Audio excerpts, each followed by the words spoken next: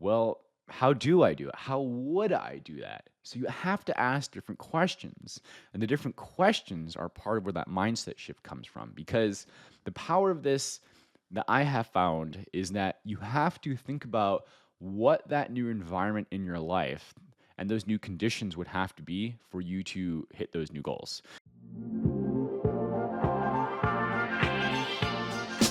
Welcome to the Path to Passive podcast, where we talk about building wealth and empowering lifestyle through commercial real estate investing for tech professionals. I always wish that other tech professionals reaching financial freedom had documented their journey along the way, so I'm doing it for the rest of us. Join us as we explore stories, many failures, and lessons learned along the way. I hope you enjoy and subscribe. Welcome to another episode of Path to Passive Real Estate Investing for Tech Professionals. My name is Steven, and I am your host. And today I wanted to say happy Thanksgiving to you, your family, your friends, the communities that you are a part of. This is a dedicated day for families and communities to come together and express gratitude for blessings in their lives, your lives, and reflect on positive aspects for the year. And I think it's important, to have these, to acknowledge and reflect on these people in your life, these family members that, maybe aren't even in your life yet, but will be. And of course, friends and those community members as well. Relationships and purposeful and impactful work are really cornerstones for meaningful life. And so as I think about that and Thanksgiving, I'm also keenly aware of things that I've been feeding my mind lately, which is books from entrepreneur coach Dan Sullivan and Ben Hardy. And you might have seen their books out, Who Not How. In fact, I have a book right behind me for those that you're watching on YouTube. And if you haven't, well, the book's name is Who Not How. And another one is 10x is easier than 2x. And if you're looking for books to really change the way your perspective and how you think about things, I highly recommend these. You do not have to be an entrepreneur. You do not have to have your own business. It's really a thinking framework that, even if you're in tech, is really going to help you out in your day-to-day as well. Just thinking bigger and bigger and bigger. So how do we relate this to investing? Well, let's talk about that. I've got, like I mentioned, these two different frameworks, and one of the ones that comes up is 4 levels of freedom. So if we think about investing as an example, we think about, well, we take the resources that we have today, we're talking financially, but it could be any of the resources that we have, and what return on investment do we get? And so there's these 4 different levels of freedom. There's freedom of money, freedom of time, freedom of relationships, and freedom of purpose. So let me talk about these and just break them down quickly so you get an idea, and then I'll go into really a little bit more about how we can use these ideas from an investing perspective. So freedom of time. This is getting control over your time so that you're not bound by schedules dictated by others and activities that drain your energy, right? So it's the ability to decide how you spend your day, prioritize what matters most, and delegate or eliminate tasks that don't align with your unique abilities and goals. Of course, this matters because if we think about things, time is our most finite resource. Our attention, as an example, right? We have time and money, but really it is time that is the thing that we do not get back. So achieving freedom of time enables you to invest in activities that to create the most value and meaning for you. And that's why I say things like, impactful work, things that really fuel your soul, so to speak, things that are really fulfilling in that you love what you do and aligns with your unique ability. And I'll talk more about unique ability in a later episode, but it's really what you love doing and what you get good at. Think about, the question is, what would you do if, even if you didn't get paid for it, kind of thing. All right. So that's freedom of time. The second layer or second freedom that Dan Sullivan talks about is freedom of money. So here it's about having enough financial resources to support your desired lifestyle and goals without constant stress or limitations. And the key concept around this is that, this isn't about wealth for its own sake of having money, but aligns with your vision of success, allowing you to live, invest, and give in ways that resonate with your values. Again, with your values. And so financial stability removes one of the biggest constraints on personal growth and creativity, enabling you to pursue opportunities and take risks.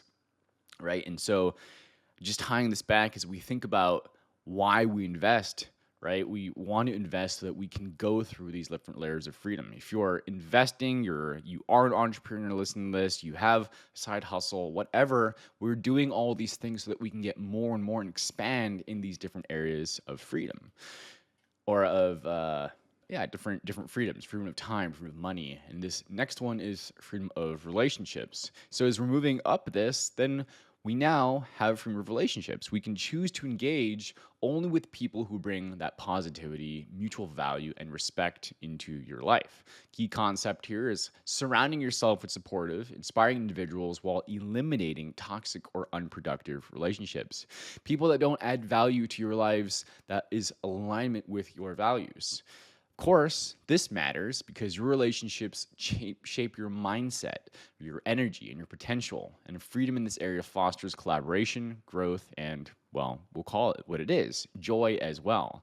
Because the people that you love to connect with, you love to spend time with, and having the ability to seek out those relationships to co-create and co-build, to borrow some terms from, Keith Ferrazzi there, is really things that really juice your life, right? So again, impactful work and relationships. So would be no surprise as we move up these layers of freedom. We talked about freedom of time, freedom of money, freedom of relationships. And of course, with that, it's being able to work on the things that you really want to work on and freedom of purpose. So here, freedom of purpose is living a life guided by your own unique purpose, where your actions and goals align with your inner motivations and values.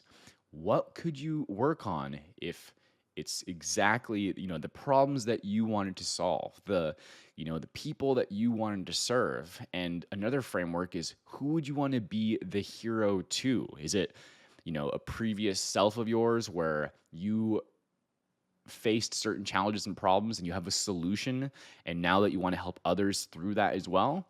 It could be some other problem that you're passionate about as well. And this is what we're talking about when we're talking about freedom of purpose. And so discovering and pursuing what gives you the greatest sense of meaning and contribution in life, often described as your why here. So it matters because kind of self-evident, right?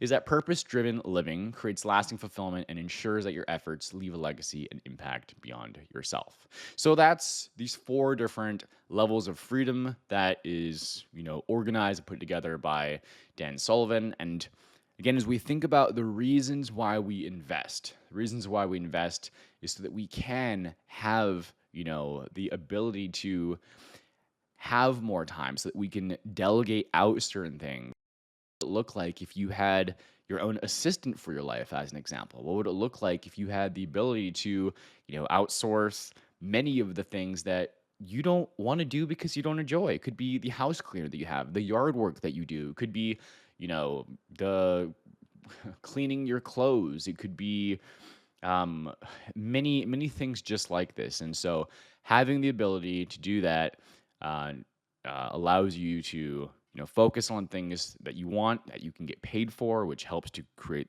that freedom of money. You can work with the people that you want to, freedom of relationships, and of course ultimately then have that freedom of purpose as well on the things that are most meaningful and aligned to your values too.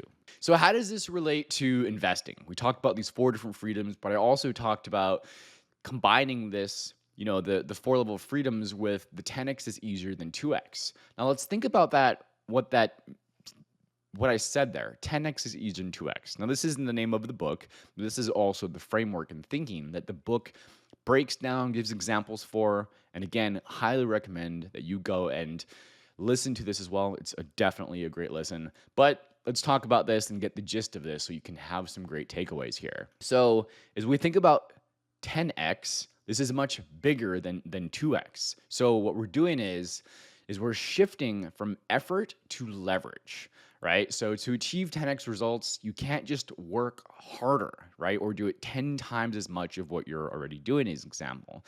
You need to rethink the approach. You need to leverage systems. You need to focus on activities that produce much greater returns.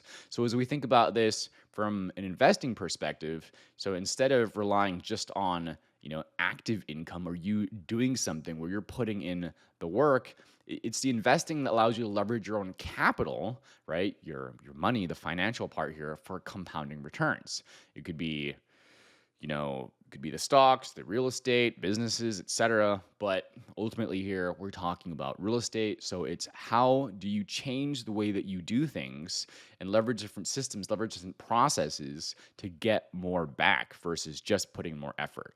And this one probably is pretty self-explanatory right away.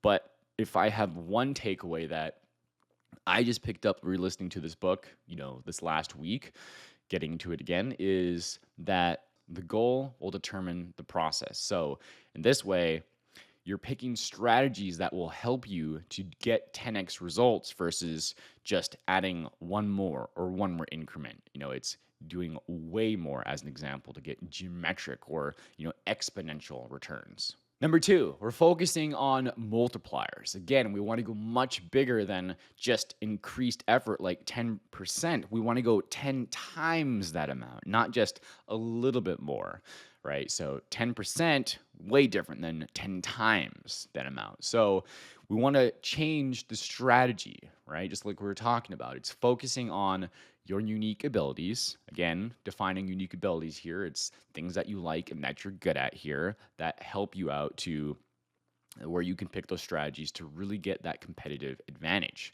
You can be using automation, or you can be outsourcing to amplify results as well. And if we think about the investing application, well, let's think about this from that perspective of, if you wanted to invest in real estate, you could go and get a single family home, and you might get another single family home and just keep on getting one after the other, versus what would you do? How could you go and get an apartment complex that has 10 units or maybe even 100 units? Think about how much bigger in scale that is. That is a completely different strategy.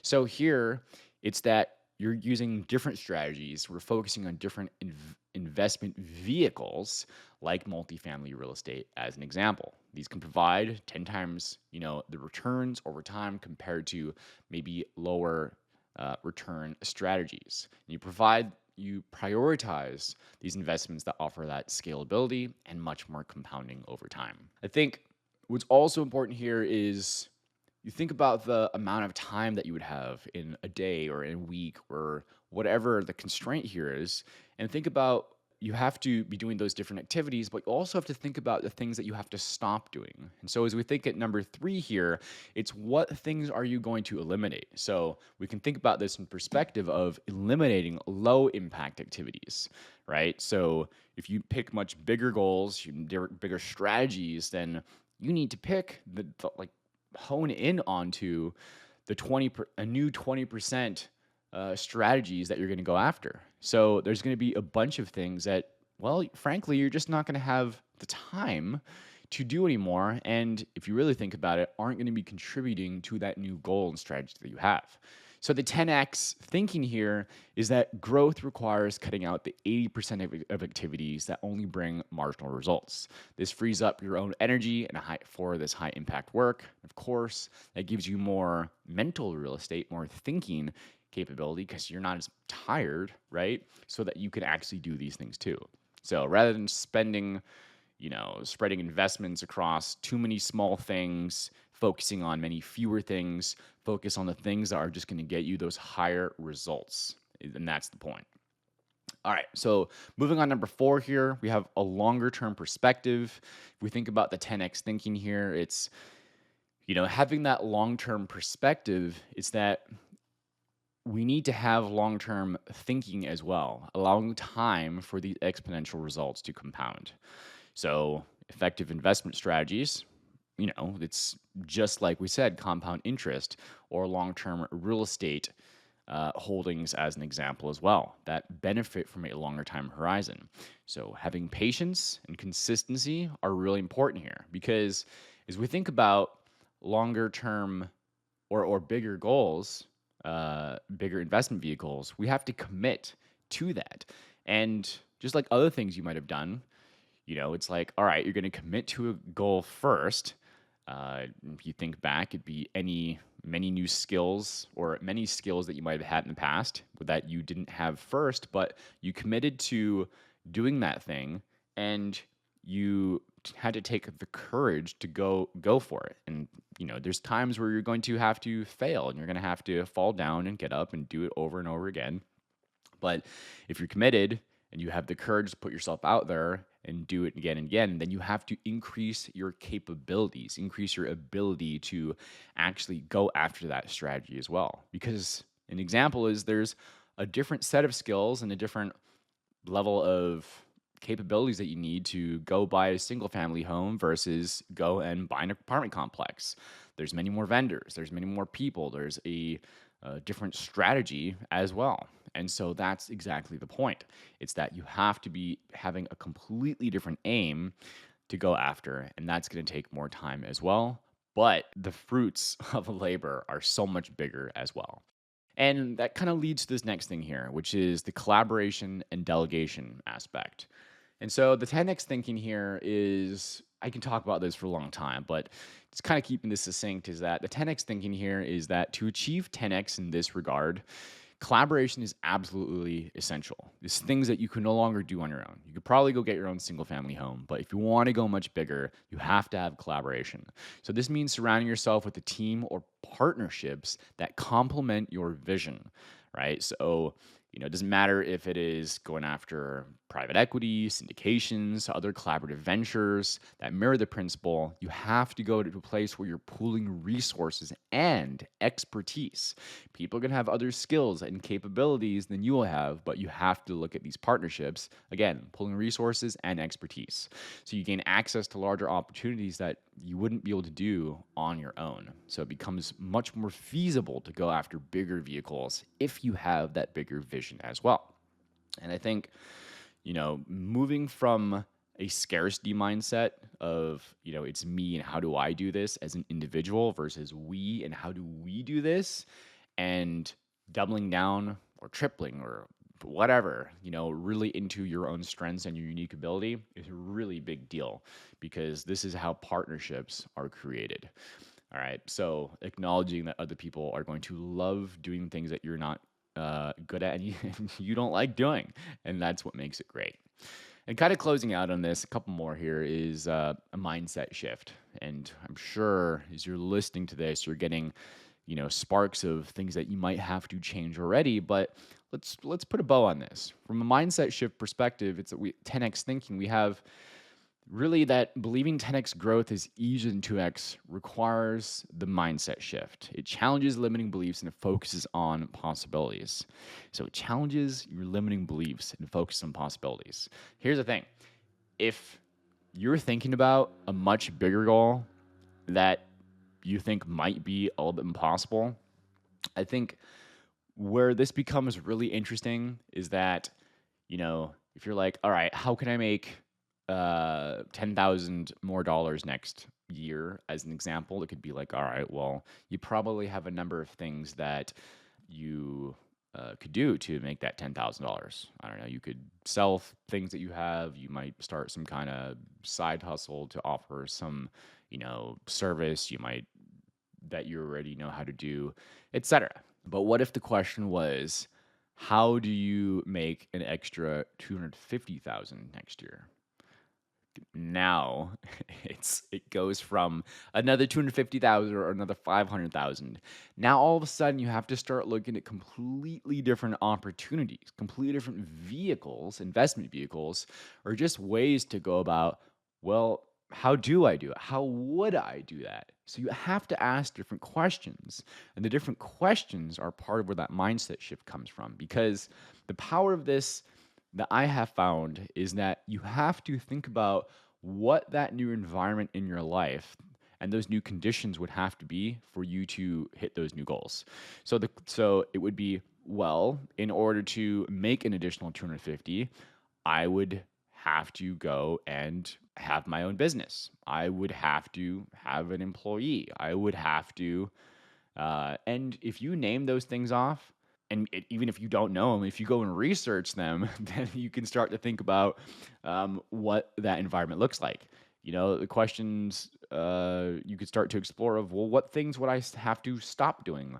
Well, I probably can't achieve that in this job. If I stay in this job for the next X amount of time, well, I'm not going to be making that amount of money anyway. And so these are kind of the things of, the goal that you want, right? That you would have to do, and the things that you would have to stop doing, just like we were talking about. And so anyway, this it requires a shift. And I think it's really an idea around the art of the possible, which is really what makes the creativity part of it so much fun, because it's just a different kind of problem solving. And chances are, if you're listening to this, you're of that creative problem solving mind where this becomes kind of a fun thought exercise. It's not black and white. It's not just um, a math formula as an example and data, but it really is just a creative problem solving, and it's your life. Got to own it.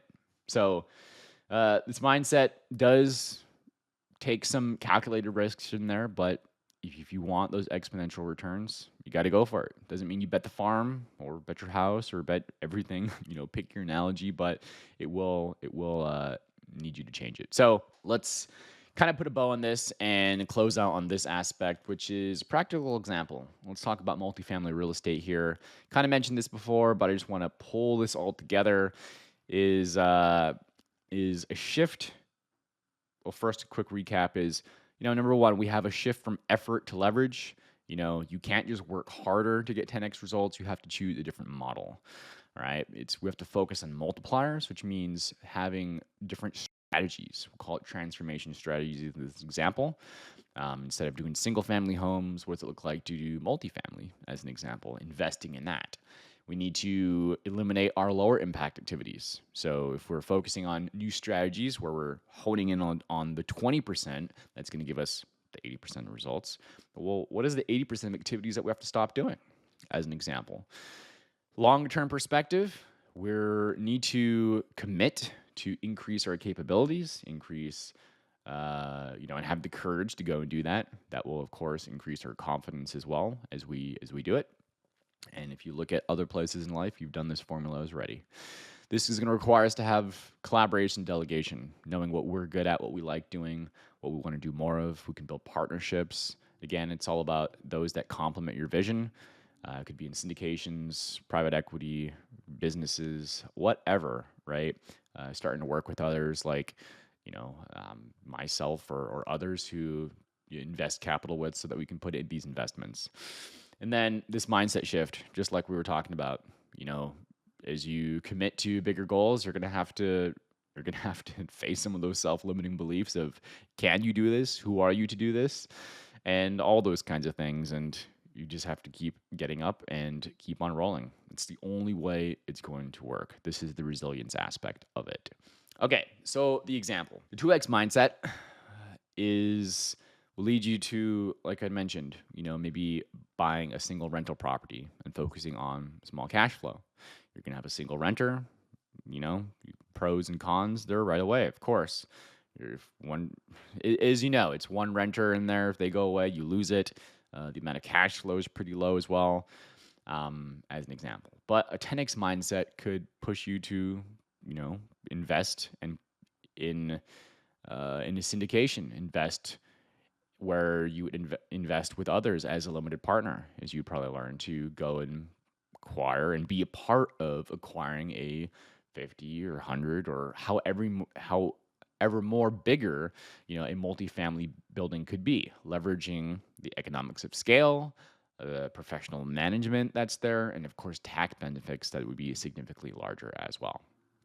So kind of walking through the Dan Sullivan principle here of 10x, and really just wanted to show these both, and again, tie this back to the levels of freedom that we're looking for, important things in our life, of why we even want to invest because of those freedom and impactful work, and being grateful for the people as we reflect, and hopefully you're spending time or have spent that time with people on Thanksgiving.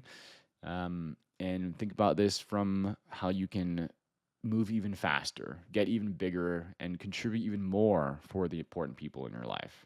The 10x is greater than 2x framework.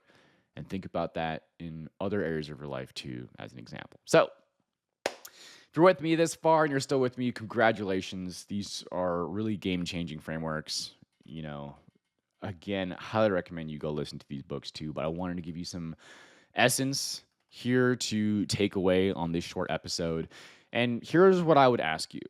Moving into the end of the year, we're looking at goal setting, 2025 goal planning. What do you want to achieve?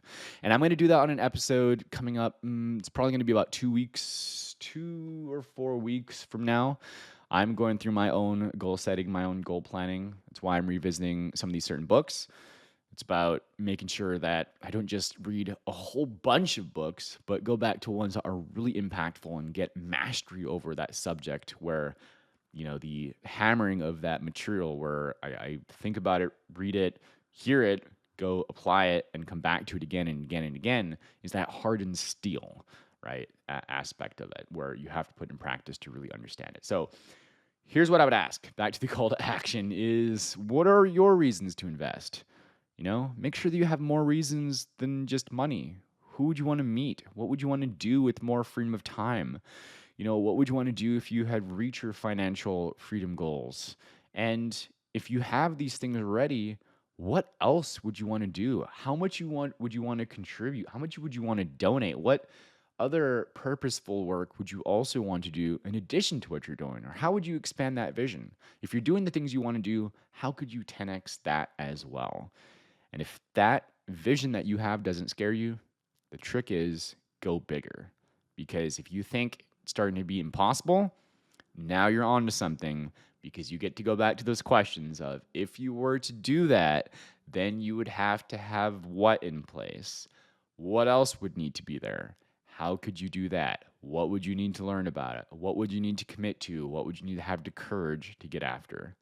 So, just some things to think out. So list these things out. We're going to be using it in a future episode. I'll leave you with this quote, which it's that time quote of the day, which is, true wealth is not measured by the value of your portfolio, but by the impact it has on the lives that you cherish most. And I think that's a great essence for Thanksgiving today, as I think about my family, friends, community that I'm a part of, and who I'm grateful for, and what I'm grateful for, and take pause into really kind of getting that in your mind, your body as well today. So list those things out. And closing up here, if you enjoyed this, let me know. Leave a review. It could be on the Spotify, Apple Podcasts, wherever it's at. If you're here on YouTube, drop a like, comment, subscribe here as well. Would love to hear from you. Feel free to connect with me on LinkedIn or Instagram, or if you want to shoot me an email, that is steven@aritacapital.com. Would love to hear from you. In addition, any further into topics, or if you want to book a call with me as well. Thank you so much for listening, and I'll see you on the next episode. Take care. Thanks for joining us on another episode of Path to Passive. We love connecting with our listeners and those on the path to architecting their wealth and improving their lives. Feel free to let us know what topics you'd like to see in future episodes. Get in touch with us through email or Instagram. See you next week for a new episode.